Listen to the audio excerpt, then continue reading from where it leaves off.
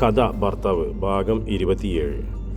ശ്യാംസുന്ദറിൻ്റെ ലക്ഷ്യം തൻ്റെ മകനാണെന്ന് മനസ്സിലായതോടെ ഗിരിജാമ്മ പെട്ടെന്ന് അവൻ്റെ നേർക്ക് വെട്ടിത്തിരിഞ്ഞു. ശശാങ്കൻ മുൻപോട്ട് പോകാതെ അവർ അവൻ്റെ കൈക്ക് പിടിച്ചു. മദ്യപിച്ച് ബോധമില്ലാതെ നിൽക്കുന്ന അവൻ തൻ്റെ മകനെ എന്തെങ്കിലും ചെയ്തു കളയുമോ എന്ന പേടിയായിരുന്നു അവർക്ക്. ശശാങ്കൻ്റെ സ്വഭാവവും അവർക്കറിയാവുന്നതാണ്.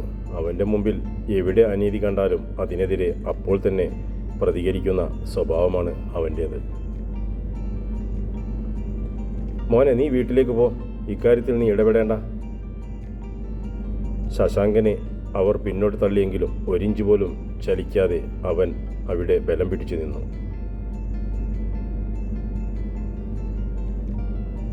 ദേ, നിങ്ങളിങ്ങോട്ട് വന്നേ, ഇവനെ പിടിച്ച് വീട്ടിലേക്ക് കൊണ്ടുപോ. ഇവിടെ നിന്നാൽ ഇവൻ വേണ്ടാത്ത കാര്യങ്ങളെല്ലാം കയറി തലയിടും. ഗിരിജാമ്മ ബാഹുലേനെ നോക്കി പറഞ്ഞു. അയാൾ വന്ന് ശശാങ്കനെ പിടിച്ചും കൊണ്ടുപോകാൻ നോക്കിയെങ്കിലും അവൻ അയാളുടെ കൈ തട്ടി മാറ്റിക്കളഞ്ഞു. നിങ്ങളിത് ആരെയാ ഈ പേടിക്കുന്നത്? നമ്മുടെ അയൽപക്കത്ത് ഒരു കള്ളുകുടിയൻ താമസിക്കുന്നെന്ന് കരുതി മറ്റുള്ളവർക്ക് ഇവിടെ സമാധാനമായി കഴിയണ്ടേ? എത്ര നേരമായി തുടങ്ങിയതാ അയാൾ ഇവിടെ കിടന്ന് ഷോ കാണിക്കാൻ? ആരും പ്രതികരിക്കാതിരിക്കുന്നത് കൊണ്ടാണ് അയാൾ ഈ സ്ത്രീകളെ ഇട്ട് കഷ്ടപ്പെടുത്തുന്നത്. അവൻ രോഷത്തോടെ ശ്യാംസുന്ദരെ നോക്കി. കല്ലിന് കാറ്റ് പിടിച്ചതുപോലെ യാതൊരു ചലനവുമില്ലാതെ നിൽക്കുകയാണ് അയാൾ. ശശാങ്ക, മോനെ, മതി, നിർത്ത്. ഇനി ഇവിടെ നിന്ന് നീ ഒരൊറ്റ അക്ഷരം മിണ്ടിപ്പോകരുത്. നിന്റെ അമ്മയെ പറയുന്നത്, മിണ്ടരുതെന്ന്. ഗിരിജയമ്മയുടെ ശബ്ദം അവർ പോലും അറിയാതെ ഉയർന്നുപോയി. അമ്മയെ ചുമ്മാതിരിക്കുക. അമ്മയ്ക്ക് പേടിയാണെങ്കിൽ അച്ഛനെയും വിളിച്ചും കൊണ്ട് വീട്ടിൽ പോ. എനിക്ക് ഇയാളെ പേടിക്കേണ്ട ഒരു കാര്യവുമില്ല. കണ്ടില്ലേ ഇപ്പോൾ അനക്കമില്ലാതെ നിൽക്കുന്നത്? ആണുങ്ങളെ കണ്ടപ്പോൾ അയാളുടെ മുട്ടിടിച്ചു തുടങ്ങി. ശ്യാംസുന്ദർ ഭയന്ന് പിന്മാറുകയാണെന്ന് തോന്നിയിട്ട് ശശാങ്കൻ ധൈര്യം കൂടി. തീർന്നോടാതെണ്ടി നിന്റെ കലമ്പൽ? അവൻ നിർത്തിയപ്പോൾ പല്ലുകൾ ഞെരിച്ചും കൊണ്ട് ശ്യാംസുന്ദർ ചോദിച്ചു. ദേ, സൂക്ഷിച്ച് സംസാരിച്ചോണം. ഇന്നുവരെ നിങ്ങൾക്ക് ഞാനൊരു ബഹുമാനം തന്നിട്ടുണ്ട്. അത് ശ്രീലേഖ ചേച്ചിയുടെ ഭർത്താവ് എന്ന ലേബലിലാണ്.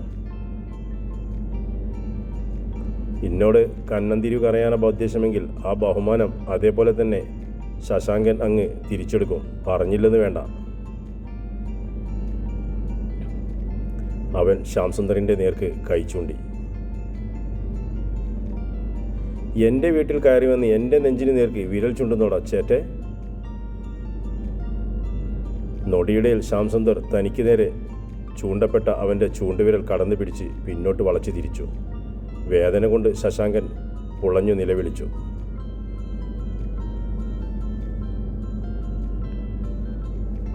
എൻ്റെ അമ്മോ! അവൻ അലറിക്കരഞ്ഞു. എൻ്റെ കൊച്ചിൻ്റെ കയ്യെന്ന് വിടടാ മുതുകാല. ഗിരിജയമ്മ അവൻ്റെ പിടിവിക്കുവാൻ നോക്കിയെങ്കിലും ബലവത്തായ ശ്യാംസുന്ദറിൻ്റെ കൈത്തണ്ട അവർക്കൊന്ന് ചലിപ്പിക്കാൻ പോലും കഴിഞ്ഞില്ല. ഗിരിജയമ്മ ഒരു സഹായത്തിനായി മുറ്റത്ത് നിൽക്കുന്നവരെ നോക്കി. ആരെങ്കിലും ഇങ്ങോട്ടൊന്ന് വരണേ, അല്ലെങ്കിൽ ഇവൻ എൻ്റെ കൊച്ചിൻ്റെ കൈ പിടിച്ചൊടിക്കും. അവർ അവരെ നോക്കി കേണു. ഞാൻ പറയാതെ പുറത്ത് നിൽക്കുന്നതിൽ ഒരൊറ്റ എണ്ണം എൻ്റെ വീടിൻ്റെ സിറ്റൗട്ടിലേക്ക് കയറില്ല. കയറിയാൽ കയറുന്നവൻ്റെ കാല് ഞാൻ ചവിട്ടിയൊടിക്കും. പറഞ്ഞില്ലെന്ന് വേണ്ട. 2 കാലിൽ ഇവിടെ നിന്ന് നടന്നു പോകണമെന്ന് നിർബന്ധമില്ലാത്തവർക്ക് കയറി വന്ന് മുട്ടാം. ശ്യാംസുന്ദർ മുറ്റത്ത് അങ്ങിങ്ങായി നിൽക്കുന്നവരെ പുച്ഛത്തോടെ നോക്കി. അവൻ്റെ മുഖം കണ്ടാൽ തന്നെ പറഞ്ഞതുപോലെ ചെയ്യുമെന്ന് തോന്നിയിട്ട് ആരും നിന്നിടത്ത് നിന്ന് അനങ്ങിയില്ല. അവർക്കെല്ലാം വന്ന് ശശാങ്കനെ ശ്യാമിൻ്റെ കയ്യിൽ നിന്ന് രക്ഷിക്കണമെന്നുണ്ട്. എന്നാൽ അതിനുള്ള ധൈര്യം പോരാ. എന്തു ചെയ്യാനും തയ്യാറായി ലക്ക് കെട്ട് നിൽക്കുന്ന ഒരുവനോട് ഏറ്റുമുട്ടിയാൽ അടിയറവ് പറയുകയുള്ളൂ എന്ന് അവർക്കാരും പറഞ്ഞു കൊടുക്കേണ്ട. എന്നാൽ അവിടെ നിന്ന് ശശിധരൻ്റെ മകൻ ഓട്ടോ ഓടിക്കുന്ന സന്തോഷ് ധൈര്യസമേതം അവിടേക്ക് കയറി ചെന്നു. ഇന്ന് ഓട്ടം കുറവായതിനാൽ നേരത്തെ പോന്നതാണ് സന്തോഷ്. അവൻ വീട്ടിൽ വരുമ്പോഴാണ് അയൽ വീട്ടിൽ നടക്കുന്ന സംഭവങ്ങൾ കാണുന്നതും അച്ഛനും അമ്മയും അവിടേക്ക് പോയിരിക്കുകയാണെന്ന് അറിയുന്നതും.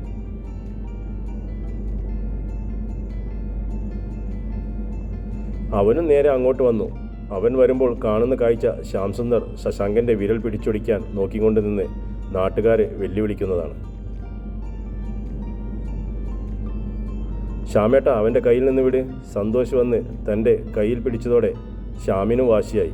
അവൻ കൂടുതൽ ശക്തിയെടുത്ത് ശശാങ്കൻ്റെ വിരൽ വളച്ചു. അതിനനുസരിച്ച് ശശാങ്കൻ്റെ നിലവിളിയച്ചയും കൂടി.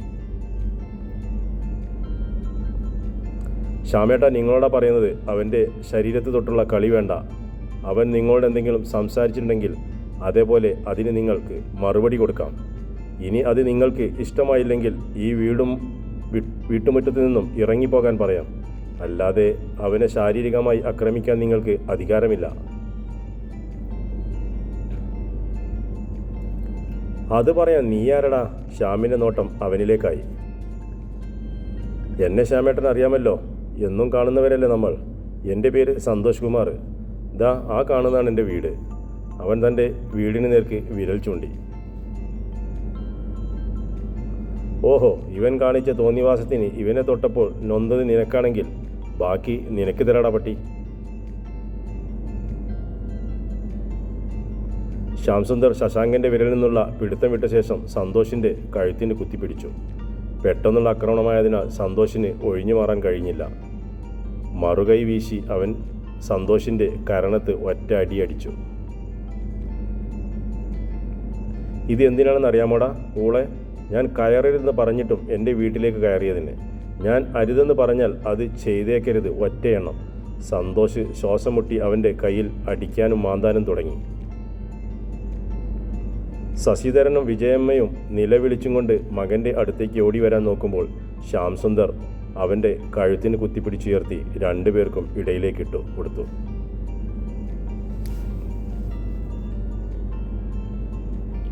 വാരിയെടുത്തോണ്ട് പൊക്കോ എൻ്റെ മുമ്പിൽ നിന്ന്, അല്ലെങ്കിൽ തറയിലിട്ട് ഞാനിവനെ ചവിട്ടിത്തേക്കും. ശ്യാംസുന്ദർ കൈകൾ തമ്മിൽ കൂട്ടിയിടിച്ച് ശബ്ദമുണ്ടാക്കി. വിജയമ്മ വന്ന് മകനെ പിടിച്ചെണിപ്പിച്ചു. സന്തോഷിൻ്റെ നടുചെന്ന് നിലത്തടിച്ചതിനാൽ അവന് നിൽക്കാൻ ബുദ്ധിമുട്ട് തോന്നി. ശശിധരൻ കൂടി വന്ന് അവന് താങ്ങി നിർത്തി.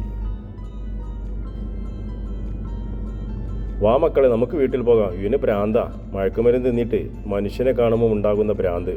നിൽക്കുന്ന നിൽപ്പ് കണ്ടില്ലേ, വെറി പിടിച്ച കാട്ടാനയെ പോലെ. വിജയമ്മ മകനെയും താങ്ങി പിടിച്ച് മുൻപോട്ട് നടന്നു.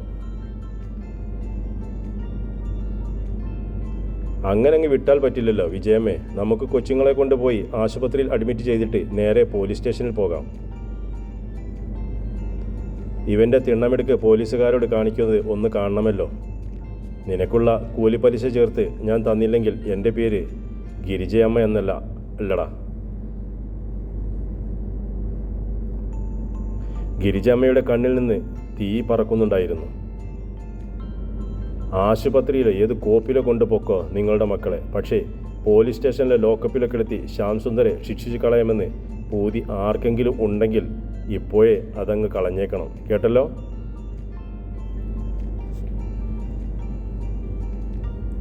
നീയൊക്കെ കൂട്ടം ചേർന്ന് ശ്യാമിനെ പോലീസുകാർക്ക് ഇട്ട് കൊടുത്താൽ അത് കഴിഞ്ഞ് ശ്യാംസുന്ദർ ഒരു വരവുണ്ട്.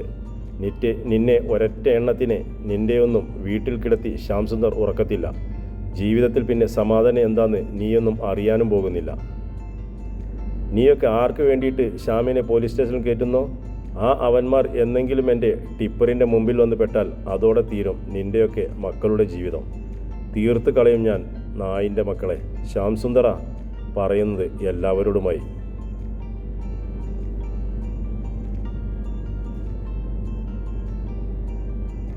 അവിടെ നിന്ന് കാറി തുപ്പിയ ശേഷം ശ്യാംസുന്ദർ അകത്തേക്ക് നടന്നു. അവൻ വരുന്നത് കണ്ടോടെ വീതിയിൽ സരോജിനിയമ്മ ശ്രീലേഖയുടെ കൈക്ക് പിടിച്ചു. കുറച്ചു നേരം മുമ്പ് വരെ താൻ കണ്ട ഒരു മനുഷ്യനല്ല ഇവനെന്ന് സരോജിനിയമ്മയ്ക്ക് തോന്നി. ക്രൂരതയുടെ പര്യായമായ ഒരു രാക്ഷസരൂപം തനിക്ക് തൊട്ടരികിലൂടെ കടന്നു പോകുന്നത് കണ്ട് അവരുടെ ഉടൽ വിറച്ചു. മോളെ ശ്യാംസുന്ദർ പോയി എന്നുറപ്പായതോടെ അവർ ശ്രീലേഖയെ വിളിച്ചു. ശ്രീലേഖ എല്ലാം കണ്ട് ചലനമറ്റ് നിൽക്കുകയായിരുന്നു.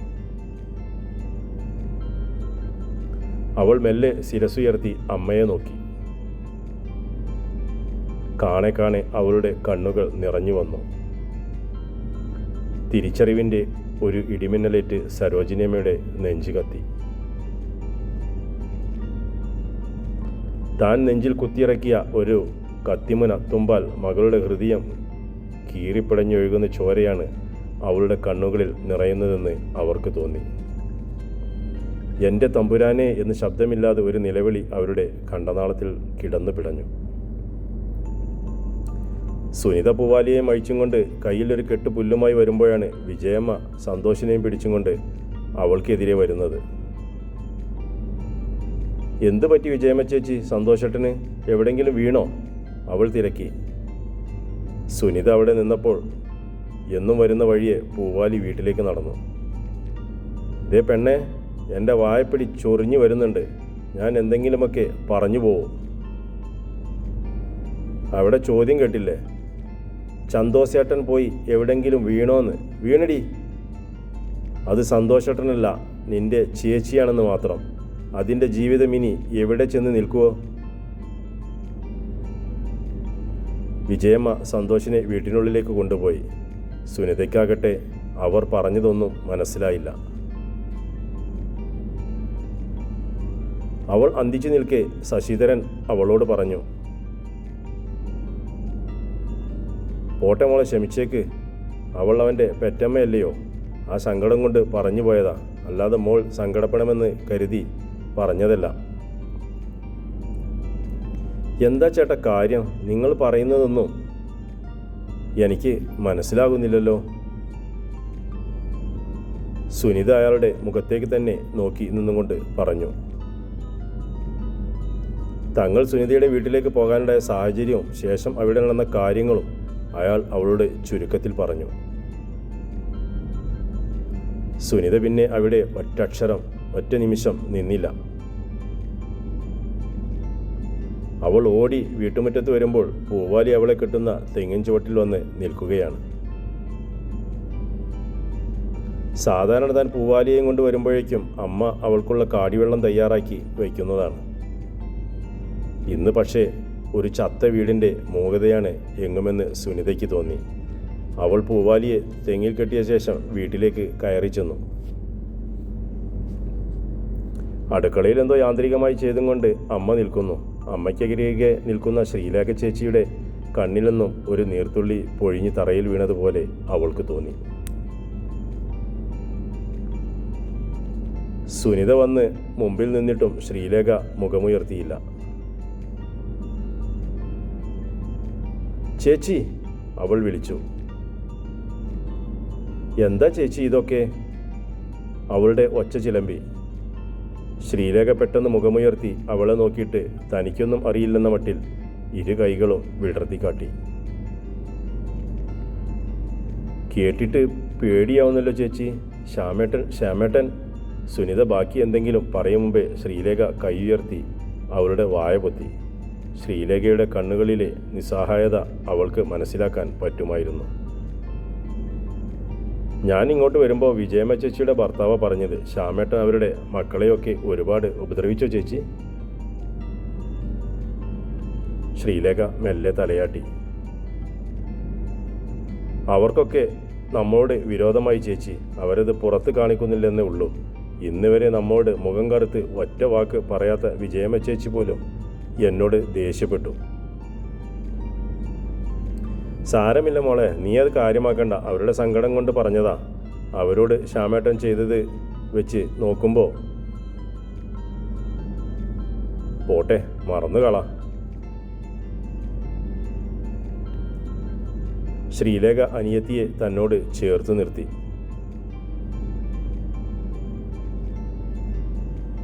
തുടരും കഥയുടെ അടുത്ത ഭാഗം.